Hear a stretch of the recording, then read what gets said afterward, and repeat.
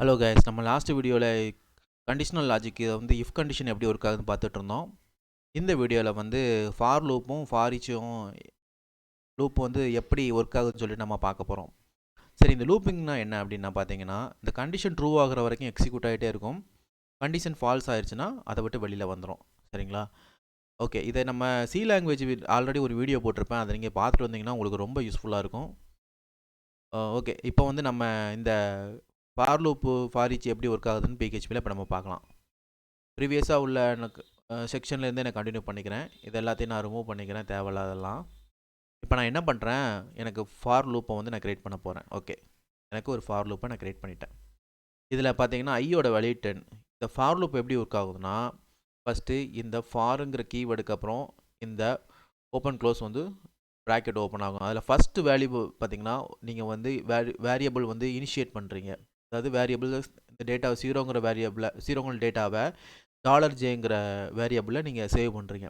இது first time மட்டும்தான் இந்த செமிகோலனுக்கு முன்னாடி உள்ள ஃபஸ்ட்டு டேட்டா எக்ஸிக்யூட் ஆகும். ரெண்டாவது என்ன பண்ணுன்னா, இந்த ஜே, அதாவது இந்த ஜீரோன்னு இனிஷியேட் பண்ண வேல்யூ இந்த ஐயோட வேல்யூவோட சிறுசான்னு பார்க்கு. 0 <10 பார்க்கும்போது கண்டிஷன் ட்ரூ தான். அப்போ என்ன பண்ணும், இந்த பிளாக் ஆஃப் ஸ்டேட்மெண்ட் எக்ஸிக்யூட் ஆகும். எக்ஸிக்யூட் ஆகி முடிச்சதுக்கப்புறம் என்ன ஆகும்னா, இந்த $j++ங்கிறது எக்ஸிக்யூட் ஆகும். அதாவது ஜீரோங்கிற வேல்யூ இனிஷியேட் பண்ணதுக்கப்புறம் அந்த வேல்யூ இதில் ஒன்றுன்னு மாறிடும். ++ன்னா 1 இன்க்ரிமெண்ட் பண்ண முடியும்னு அர்த்தம். சரி, நெக்ஸ்ட் டைம் வந்து மறுபடியும் இந்த ஸ்டேட்மெண்ட் வந்து எக்ஸிக்யூட் ஆகாது. இதுதான் எக்ஸிக்யூட் ஆகும், நடுவில் உள்ள ஸ்டேட்மெண்ட். இதில் என்ன இருக்கும், 1 இருக்கும். அப்போ 10 விட 1 வந்து சிறுசு தான். மறுபடியும் பிளாக் ஆஃப் ஸ்டேட்மெண்ட் எக்ஸிக்யூட் ஆகும். மறுபடியும் இந்த i++ன்னு சொல்லிட்டு 1ங்கிறது 2ஆக மாறும். மறுபடியும் இது செக் பண்ணும். இப்படி தான் கண்டிஷனாக வரிசையாக எக்ஸிக்யூட் ஆகும். சப்போஸ் எப்போ வந்து இந்த சென்டரில் உள்ள கண்டிஷன் ஃபால்ஸ் ஆகுதோ அப்போ இதை விட்டு வெளியில் வந்துடும். சரி, இப்போ /n ஆல்ரெடி உங்களுக்கு தெரியும், இதில் ஒர்க் ஆகாது, கன்சோலில் தான் ஒர்க் ஆகும். அதனால நம்ம வெப் ப்ரௌசரில் யூஸ் பண்ணுறதுனால பிஆர் ஸ்டேட்மெண்ட் யூஸ் பண்ணிக்கலாம். இப்போ கரண்ட் வேல்யூ ஜேஎஃப், இது என்ன கரண்ட் வேல்யூன்னு சொல்லிட்டு நம்ம செக் பண்ணலாம். ஏன்னா ஜே வந்து 1 2 3 4 5 6ன்னு சொல்லிட்டு நம்ம இன்க்ரிமெண்ட் ஆகும். இது 9 வரைக்கும் இன்க்ரிமெண்ட் ஆகும். ஸோ நம்ம செக் பண்ணி பார்த்துடலாம். ரிஃப்ரெஷ் பண்ணி பார்க்கலாம். ஓகே, இதில் பார்த்தீங்கன்னா J0 1 2 3 4 5 6 7 8 9. ஓகேங்களா? சரி, இப்போ இதுக்கு பதிலாக நம்ம ஸ்ட்ரிங்னு ஒரு வேல்யூயை மாற்றுறோம். சரிங்களா? ஸ்ட்ரிங் வேல்யூ கொடுக்குறோம். ஸ்ட்ரிங் டேட்டா டைப்பாக மாறிடும். ஓகே, இப்போ எனக்கு என்ன பண்ணணும்னா, இந்த ஸ்ட்ரிங் வேல்யூ வந்து நான் வந்து எத்தனை கவுண்ட் இருக்குன்னு செக் பண்ணணும்னா, நான் அதுக்கு யூஸ் பண்ண வேண்டியது ப்ரீடிஃபைன் ஃபங்க்ஷன். அதாவது ப்ரீடிஃபைன் மெத்தட் என்னென்னா strlen. இந்த சின்டெக்ஸ் நான் யூஸ் பண்ணி அந்த ஐயை உள்ளே கொடுத்துட்டோம்னா என்ன ஆகும்னா, இதை கவுண்ட் பண்ணி வச்சுக்கும் எவ்வளோ சைஸுன்னு. சரி, அப்போ இது நான் செக் பண்ணும்போது என்ன ஆகும்னா, இந்த ஐயோட வேல்யூ வந்து நான் இந்த இடத்துல போட்டு இதுக்குள்ளே வந்து அரே ஆஃப்குள்ளே ஜே வந்து 0 1 2 3 4னா இது வந்து 0 1 2 3 4 5. சரிங்களா? அப்படி எடுத்துக்கணும். ஸோ இந்த பொசிஷன், அதாவது ஐயில் வந்து 0th பொசிஷனில் என்ன இருக்குது, அதாவது ஐயில் வந்து இப்போ வந்து ஆல்ரெடி சொல்லியிருக்கேன், ஜே வந்து இன்க்ரிமெண்ட் ஆகிருக்கும். ஃபஸ்ட்டு 0லேருந்து ஆரம்பிக்கும். அப்போ ஐயில் 0th பொசிஷன் என்ன இருக்குது, ஐயில் 1வது பொசிஷன், ஐயில் 2வது பொசிஷன் அப்படின்னு சொல்லிட்டு வரிசையாக செக் பண்ணோம். அப்போ செக் பண்ணும்போது string ஸ்ட்ரிங் வந்து வரிசையாக உங்களுக்கு பிரிண்ட் ஆகும். இப்போ பார்க்கலாம். ஓகே, 0th பொசிஷனில் எஸ் 1 டி பார்த்தீங்களா, 2 3 4 5 சொல்லிட்டு அது பொசிஷன் வந்து காமிச்சிச்சு. சரி, ஓகே, இப்போ இதை நம்ம அரையாக ஹேண்டில் பண்ண என்ன பண்ணலான்னு பார்த்தீங்கன்னா, அரை ஹேண்டில் பண்ணுறதுக்கு நம்ம ஃபார் லூப்பும் யூஸ் பண்ணலாம். இப்போ பாருங்கள், அரை கொடுத்துக்கலாம். ஓகே, ஆப்பிள் பனானா செரின்னு சொல்லிட்டு 2 ஆப்ஷன் வச்சுக்கிட்டேன். சரிங்களா? இந்த ஃபார் ஈச் ஸ்டேட்மெண்ட் வேண்டாம். இதில் பார்த்தீங்கன்னா நம்ம ஐயோட வேல்யூ வந்து என்ன பண்ணால் கவுண்ட்டுங்கிற ஒரு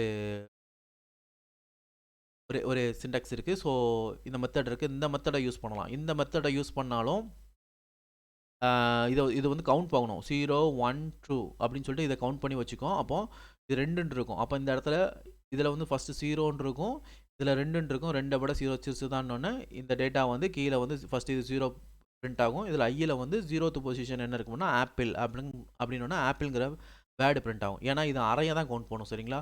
ஒவ்வொரு கேரக்டராக கவுண்ட் பண்ணாது. ஸோ ஃபஸ்ட்டு ஆப்பிள், 2வது பனானா, 3வது செரிங்கிறது பிரிண்ட் ஆகும் பாருங்க. ஓகே, ஆப்பிள் பனானா செரி. சரி, இதில் கவுண்ட் யூஸ் பண்ணுறதுக்கு பதிலாக சைஸ் ஆஃபும் யூஸ் பண்ணலாம். சைஸ் ஆஃபுங்கிற மெத்தடும் இருக்குது. இது நீங்கள் யூஸ் பண்ணலாம். இதெல்லாம் இன்பில்ட் மெத்தடு தான். ஓகே, சைஸ் ஆஃப் கொடுத்தாலும் சேம் தான் வரும். சரி, நம்ம இதை யூஸ் பண்ணுறதுக்கு கூட ஃபார் ஈச் யூஸ் பண்ணலாம். சரிங்களா? அறையை பொறுத்த வரைக்கும் அது என்ன பண்ணோம்னா,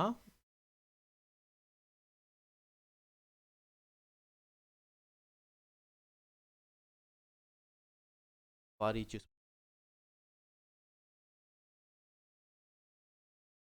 ஃபார் ஈச் என்ன பண்ணும் பார்த்தீங்கன்னா, இதில் உள்ள டேட்டா அதாவது 1 0 1 2ன்னு சொல்லிட்டு ஆட்டோமேட்டிக்காக கவுண்டிங். அதில் வந்து நம்ம வந்து ஃபாரில் வந்து நம்ம என்ன மாதிரி எவ்வளோ சைஸை வச்சு கவுண்ட் எடுக்கிறது வந்து ஃபாரில் வந்து நம்ம பண்ணலாம். ஆனால் ஃபார் ஈச் என்ன பண்ணணும்னா இது அறையாக இருந்துச்சுன்னா ஆட்டோமேட்டிக்காக 0 1 2 அதுவே இருக்கிற வரைக்கும் எண்ட் ஆஃப் த பொசிஷன் வரைக்கும் அப்படியே லோட் ஆகிட்டே இருக்கும். ஸோ அதனால நமக்கு இதில் ஈஸியாக டேட்டா கிடச்சிரும். இதில் பார்த்தீங்கன்னா இந்த ஐட்டம்ங்கிறது வந்து இந்த ஆப்பிள் பனானா சரின்னு சொல்லிட்டு ஒவ்வொரு தடையும் லோட் ஆகும். சரி, இது என்ன பொசிஷனில் இருக்குது நம்ம பார்க்கணும்னு தெரிஞ்சுக்கிட்டோம்னா இதில் வந்து ஃப்ரண்ட்டில் கீன்னு ஒரு வேரியபிள் நீங்கள் என்னன்னாலும் மீன் பண்ணிக்கலாம். இது வந்து இண்டெக்ஸ் ஆக்சுவலி சரிங்களா, இண்டெக்ஸாக எடுத்துக்கும். ஸோ இதில் வந்து நான் என்ன பண்ணுறேன், இண்டெக்ஸ்ன்னு சொல்லிட்டு ஃப்ரண்ட்டில் நான் கொடுத்துக்கிறேன். இண்டெக்ஸு நான் டாட் பண்ணி இது கான்கார்டினேஷன் பண்ணி இந்த மாதிரி டேட்டா நான் கொடுத்துக்கிறேன். சரி, இந்த இடத்துல நமக்கு வந்து பார்த்தீங்கன்னா ஆல்ரெடி சொன்ன மாதிரி இதில் பிஆர்னு கொடுத்துக்கலாம். ஏன்னா இதில் HTML டேக் எக்ஸிக்யூட் ஆகும். இப்போ பார்த்தீங்கன்னா ஆப்பிள் பனானா செரிங்கிறது பிரிண்ட் ஆகும். இது வந்து அறையில் மட்டும் தான் ஒர்க் ஆகும். செக் பண்ணி பார்க்கலாம். பார்த்தீங்களா, ஆப்பிள் பனானா செரின்னு வந்துச்சுன்னா இது அறையில் மட்டும் ஒர்க் ஆகும் கிடையாது, இது ஆப்ஜெக்ட்லேயும் ஒர்க் ஆகும். ஆப்ஜெக்ட்டில் வந்து டேட்டா வந்து அரே ஆஃப் ஆப்ஜெக்ட் சொல்லுவாங்க. ஸோ அதில் நம்ம பண்ணும்போது அதில் வந்து அட்வான்ஸ் மெத்தடாக இருக்கும். அதில் உள்ள டேட்டா வந்து ஃபார் ஈச் போட்டு எடுக்கிற மாதிரி இருக்கும். இல்லைனா நம்பர் ஆஃப் ஆப்ஜெக்ட் இருந்துச்சுன்னா அந்த ஆப்ஜெக்ட்டும் நம்ம இந்த மாதிரி எடுத்துக்கலாம். ஆப்ஜெக்ட்டும் ஃபார் லூப்பில் இதில் ஃபார் ஈச்சில் ஒர்க் ஆகும் சரிங்களா. அதேமாதிரி ஃபார் ஸ்டேட்மெண்ட்லையும் நம்ம ஆப்ஜெக்டை யூஸ் பண்ணிக்கலாம். அது வந்து ரொம்ப அட்வான்ஸ் லெவல். ஸோ இதை பேசிக்காக கற்றுக்கோங்க. இதுதான் உங்களுக்கு தெரிய வேண்டியது. ஸோ அது வந்து அட்வான்ஸ் ஃபியூச்சர்ஸ் வரும்போது அது நான் உங்களுக்கு சொல்லித்தரேன் எப்படின்னு. Thank you guys. நெக்ஸ்ட் வீடியோவில் பார்க்கலாம்.